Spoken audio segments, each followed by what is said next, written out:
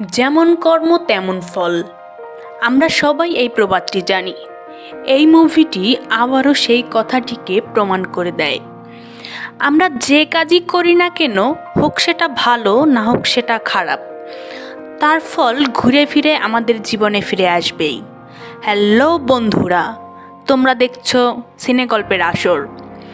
আজ তোমাদের সামনে উপস্থিত হয়েছি আমার দেখা এবছরের সেরা মাস্টারপিস থ্রিলার মুভি নিয়ে। মুভিটির নাম হচ্ছে মহারাজা। তো পুরো মুভিটি দেখতে হলে অবশ্যই আমাদের চ্যানেলটিকে লাইক, কমেন্ট ও সাবস্ক্রাইব করে সাথেই থাকুন। তাহলে মুভিটি শুরু করা যাক। মুভির শুরুতে মুভির হিরো মহারাজাকে দেখানো হয়। মহারাজা একজন নাপিত ছিলেন। সে একটি সেলুনে কাজ করে। সে তার মালিককে বলে তার একদিন ছুটি লাগবে। সে তার স্ত্রীকে নিয়ে ঘুরতে যাবে। পারমিশন পাওয়ার পর সে তার বউকে নিয়ে ঘুরতে যায় এবং একটি খেলনার দোকানে গিয়ে বিভিন্ন ধরনের খেলনা দেখে এবং খেলনার দোকান থেকে তার বউকে খেলনা দেখাচ্ছিল কোন খেলনাটি নিবে। তার বউ দোকানের অপোজিটে একটি ঘরে বসেছিল। আর তখনই একটি ট্রাকের ব্রেক ফেল হয়ে সেই ঘরে ঢুকে যায় আর তার বউ মারা যায়। কিন্তু তার বউ মারা গেলেও তার বাচ্চাটি কোনোভাবে বেঁচে যায়। তার বাচ্চাটি এখন ক্লাস 10-এ পড়ে। তার বাচ্চাটির নাম হচ্ছে জ্যোতি। সে খেলাধুলায় খুব ভালো ছিল, তাই তার পড়াশোনায় তেমন বেশি মনোযোগ ছিল না।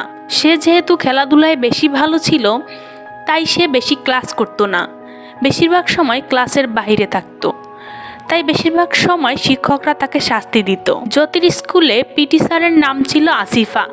সে জ্যোতিকে খেলাধুলায় সাপোর্ট করত আর টিচারদের বিভিন্ন শাস্তির হাত থেকে জ্যোতিকে রক্ষা করত। তারপর আমরা দেখতে পাই মহারাজার বাড়িতে 3জন ব্যক্তি থাকে। একজন হচ্ছে মহারাজা নিজে, আরেকজন হচ্ছে জ্যোতি মহারাজার মেয়ে, আর অন্যজন আমরা একটু কিছুক্ষণ পরেই জানতে পারবো।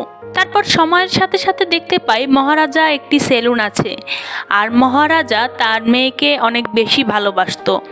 সে তার মেয়ের জন্য সব কিছু করতে পারত আর তার মেয়ে যখন যা কিছু চাইতো সেটাই কিনে দেওয়ার চেষ্টা করত।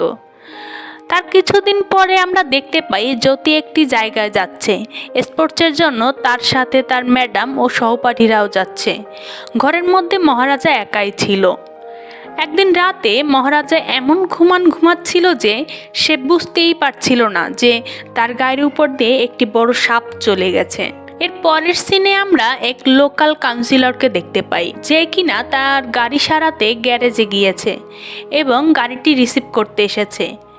গাড়ির মধ্যে একটি চশমা ছিল। সে চশমাটি খুঁজে পাচ্ছিল না, যার কারণে সে গ্যারেজের লোকজনকে মারধর করছিল আর বলছিল আমার চশমাটা না পেলে আমি কাউকেই ছাড়বো না। তারপর সেখানে ধারা নামের একটি লোক আসে, এসে কাউন্সিলরকে উল্টাপাল্টা কথা বলতে থাকে। তার কারণে কাউন্সিলর রেগে গিয়ে ধারাকে অনেক মারধর করে আর বলতে থাকে সন্ধ্যার মধ্যে আমার চশমা না পেলে তোর খবর আছে। একথা বলে সেখান থেকে চলে যায়। তারপরে আমরা দেখতে পাই সন্ধ্যার সময় কাউন্সিলর একটা বারে গিয়ে তার বন্ধু বান্ধবের সাথে ড্রিঙ্কস করছিল। সেই সময় সেখানে ধারা আসে এবং তার চশমাটাও সঙ্গে করে নিয়ে আসে, কিন্তু সে চশমাটাকে ফেরত দেয় না, উল্টে তার সামনে তার চশমাটাকে ভেঙে দেয় এবং তাদেরকে ধরে অনেক মারধর করে এবং বলে নেক্সট টাইমে এরকম কিছু করলে জ্যান্ত পুঁতে রাখবো। এই বলে ধারা সেখান থেকে চলে যায়। তারপরের সিনে আমাদেরকে দেখানো হয় মহারাজা এখন পুলিশ স্টেশনে এসেছে একজন নিখোঁজ ব্যক্তির রিপোর্ট করানোর জন্য। তখন তাকে জিজ্ঞাসা করা হয়েছিল নিখোঁজ ব্যক্তির নাম কি। তখন সে বলে লক্ষ্মী। সেই সময় পুলিশের লোকেরা তাকে জিজ্ঞাসা করছিল লক্ষ্মী কে, তার বয়স কি, সে তোমার স্ত্রী নাকি তোমার মেয়ে। সে সব কিছুর উত্তরেই না দিচ্ছিল। লাস্টে যখন তাকে জিজ্ঞাসা করা হয় তাহলে কোনো ব্যক্তি না হলে রিপোর্ট লিখব কিভাবে, তখন সে জানায় লক্ষ্মী হচ্ছে তার ঘরের ডাস্টবিন। আসলে ছোটোবেলায় যে গাড়ি অ্যাক্সিডেন্টে তার মেয়ে বেঁচে গিয়েছিল সেটা সেই ডাস্টবিনটার জন্যই বেঁচে গিয়েছিল, যার কারণে সে সেই ডাস্টবিনটাকে এত যত্ন করে এত বছর ধরে গুছিয়ে রেখে দিয়েছে। কিন্তু পুলিশরা তো এত দিকে কিছুই বুঝতে পারে না। তারা ভাবে যে এই মহারাজা হয়তো পাগল ব্যক্তি, সেই জন্যই তারা বলে তার কেসটা তারা নেবে না। আর এটা শোনার পরে তো মহারাজা পুরোই পুলিশ স্টেশনকে তছনছ করে দেয় আর সেখানে বসে থাকে, এখান থেকে যাবে না বলে। সে সিদ্ধান্ত নেয় যতক্ষণ না এই থানার বড়বাবু আসছে ততক্ষণ সে সেখানেই অপেক্ষা করবে। এরপর তিনি যখন স্টেশনে আসেন তখন সে স্টেশনের অবস্থা দেখে ঘাবড়ে যায়। সে বুঝতে পারে না এখানে কি হয়েছে। তারপরে মহারাজা তার কাছে আসে এবং তাকেও সেই সেম কথাই বলে। তখন সে সেম উত্তরই দেয়, কে কোনো ব্যক্তি, সে কি তোমার স্ত্রী নাকি তোমার মেয়ে? সে বলে যে না স্যার, ওটা আমার ডাস্টবিন। ভারদারাজন যেহেতু অনেক লোভী ব্যক্তি ছিল, তাই তার মাথায় এই একটা কথাই ঘুরছিল যে ওই ডাস্টবিনের মধ্যে কিছু মূল্যবান সম্পদ আছে, তা না হলে কেনই বা ডাস্টবিনটার জন্য এফআইআর লেখাতে আসবে। সেই জন্য সে বলছে ঠিক আছে, আমরা তোমার ডাস্টবিন খুঁজবো। আর এটার জন্য মহারাজা বলে যে আমি আপনাকে 5 লক্ষ টাকা দেব আপনি যদি ওই ডাস্টবিনটা খুঁজে দেন। আর সেই লোভেই তারা ইনভেস্টিগেশন শুরু করে দেয়। এর পরের সিনে অনুরাগ কাশ্যপ মানে সেলভাকে দেখানো হয়। সেলভা আসলে নিজের সাথীদের সাথে মিলে চুরি ডাকাতি করে আর তার সাথে সাথে অনেক নোংরা কাজ করে। যেমন চুরি করতে গেলে সেই বাড়িতে যদি কোনো নারী থাকে তাকে তুলে এনে ধর্ষণ করা থেকে শুরু করে মার্ডার, এরকম আরও নোংরা অনেক কাজ করে। সেলভা বিবাহিত ছিল, তার স্ত্রী এবং একটা ছোট মেয়ে আছে। সে বাড়িতে একদমই সতী সাবিত্রীর মতো থাকতো। তার বাড়ির লোককে কোনোদিনও টের পেতে দেয়নি যে সে এরকম নোংরা একজন মানুষ। সমাজের কাছে সে খুব ভালো একজন মানুষ ছিল। সে সবসময় নর্মাল মানুষদের মতনই জীবনযাপন করত। আর তার সাথে সাথে তার একটা ইলেকট্রিক শপও ছিল, যেটা সে নামেই চালাতো। আর তার সাথে সাথে আমরা এটাও দেখতে পাই ওই ডাস্টবিনটা এখন সেলভার বাড়িতেই রয়েছে। আর পরের সিনে আমরা দেখতে পাই পুলিশ অফিসাররা ডাস্টবিনটা খুঁজে পায়নি, তার জন্য তারা নতুন একটা ডাস্টবিন ওরকম সেম দেখতে বানানোর প্ল্যানিং করে নেয়। তাই জন্য তারা একজনের সাথে কথা বলে যে কিনা ওটা বানিয়ে দেবে। সে তাদের কাছ থেকে 3-4 দিনের সময় চায়। তারপরের সিনে আমাদের দেখানো হয় যে সেলভার বাচ্চার জন্মদিন, যার জন্য সে সোনার দোকানে গিয়েছে আর সে স্পেশাল অর্ডার দিয়ে একটি সোনার চেন বানিয়েছে, যেটা কিনা সে তার মেয়ের জন্মদিনে তাকে উপহার হিসেবে দেবে। যেহেতু তার মেয়ের জন্মদিন, তাই জন্যই সেলভার বউ তাকে বলে যে সেলুনে গিয়ে চুল কেটে একেবারেই বাড়ি চলে আসতে, কারণ তাদের বাড়িতে অনেক আত্মীয় স্বজন এসেছিল। তাই সেলভা চেইনটাকে নিয়ে মহারাজার শপে চলে আসে। সেলভা যখন তার বউয়ের সাথে কথা বলছিল সেই সব কথাই মহারাজা শুনতে পায়, যার কারণে সে অনেক ভালোভাবেই ট্রিট করছিল। কিন্তু সেলভা সেরকম ধরনের ব্যক্তি ছিল না, সে খুব অভদ্রভাবে তাকে ট্রিট করে এবং ট্রিমারের ব্যাটারিটা তখন শেষ হয়ে যায়, যার জন্য সে পাশের ইলেকট্রিশিয়ানের দোকান থেকে ট্রিমারের ব্যাটারিটা নিতে যায়। যে সময় সে শপে যাচ্ছিল সেই সময় আমরা দেখতে পাই যে সামারি বলে এক ব্যক্তি সেলভাকে ফোন করে।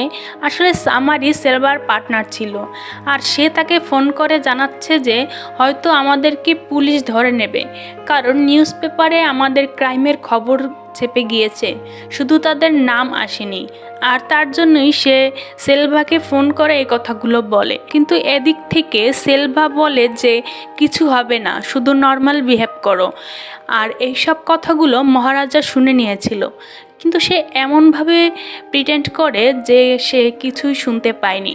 তারপর সেলভা তাড়াহুড়ার চোটে নিজের মেয়ের চেইন ওখানেই ফেলে বাড়ি চলে যায়। সেলভার মেয়ের জন্মদিন চলে আসে।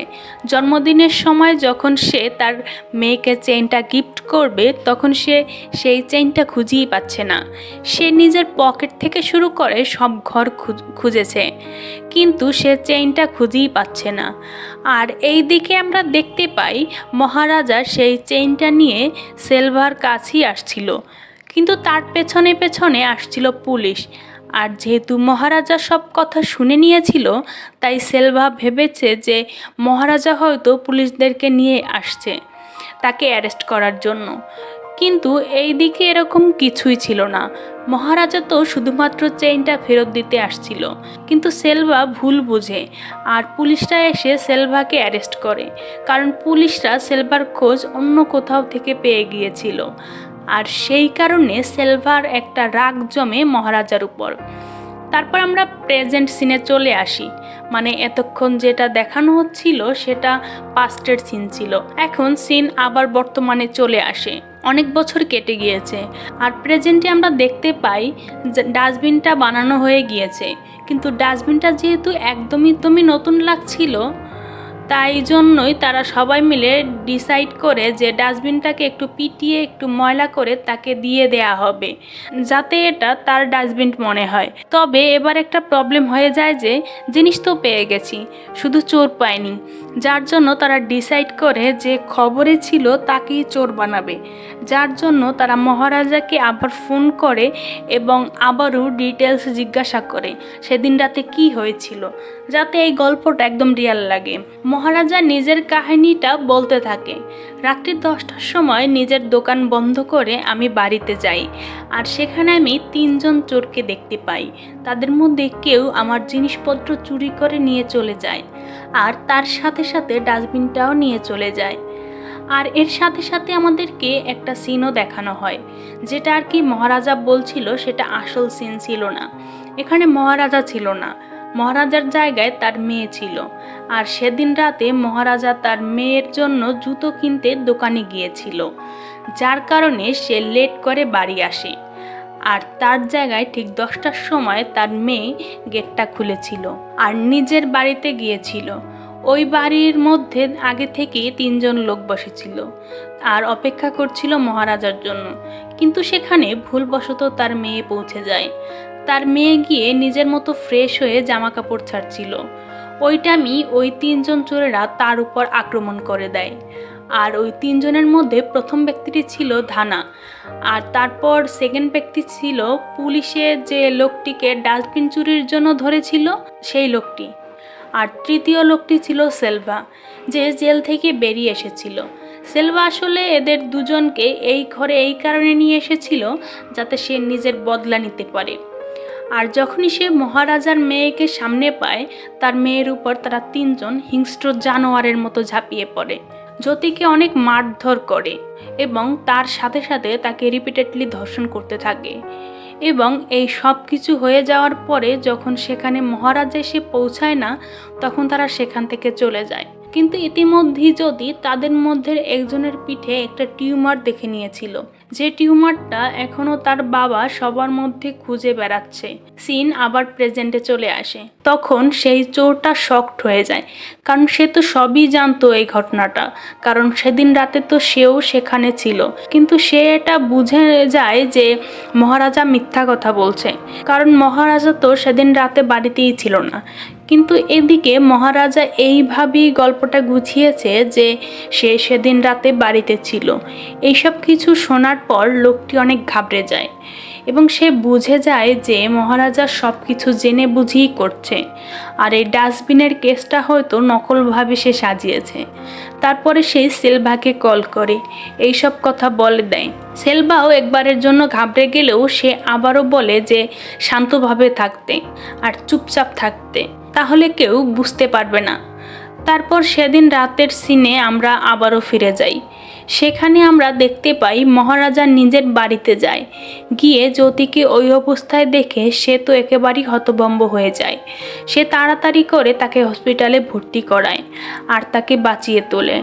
তার মেয়ে শুধু তাকে একটাই কথা বারবার রিকোয়েস্ট করছিল যে ওরা আমার সাথে এরকমটা কেন করলো, আমি ওদের কাছে একবার জিজ্ঞাসা করতে চাই।